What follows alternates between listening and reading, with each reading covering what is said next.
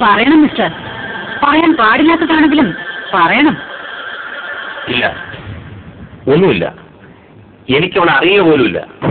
അറിയാത്ത ഒരാൾക്ക് എന്നെ താനത്തിനാ സിമ്മെടുത്ത് കൊടുത്തത്.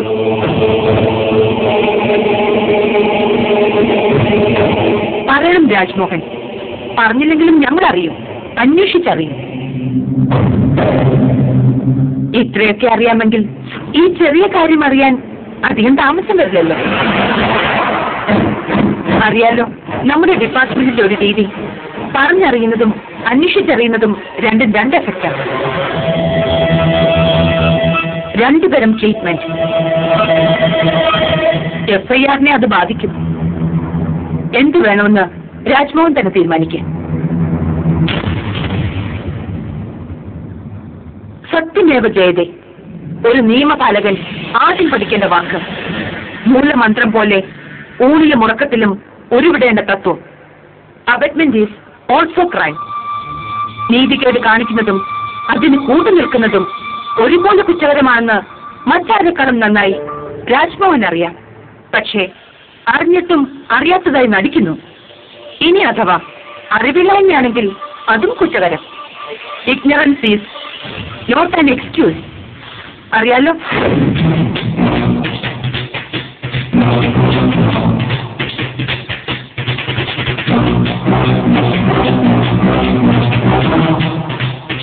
നികുതി പണമടച്ച് സുരക്ഷിത ജീവിതം ഉറപ്പാക്കുന്ന ജനാധിപത്യ ജീവികളായ ഈ നാട്ടിലെ സാധാരണക്കാരോട് നമുക്കൊരു കമ്മിറ്റ്മെന്റ്സ് ഉണ്ട്.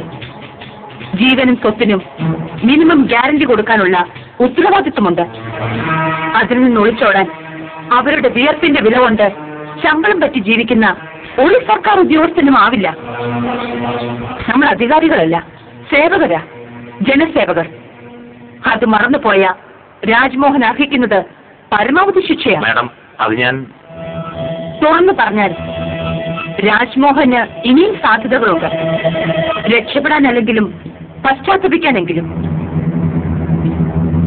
സ്വന്തം കാര്യത്തിനല്ല രാജ്മോഹൻ ഇത് ചെയ്തതെന്ന് ഞങ്ങൾക്കറിയാം. ആർക്കു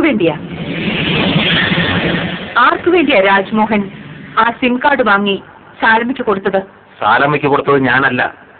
പിന്നെ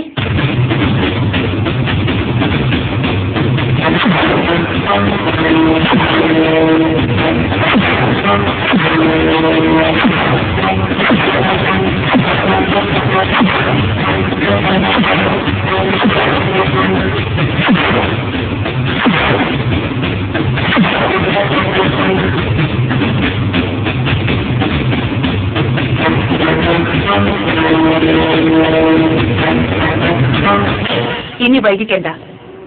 അയാളെ നമുക്ക് ഉടനെ കസ്റ്റഡിയിലെടുക്കണം. ഫിറോസ്. മാഡം,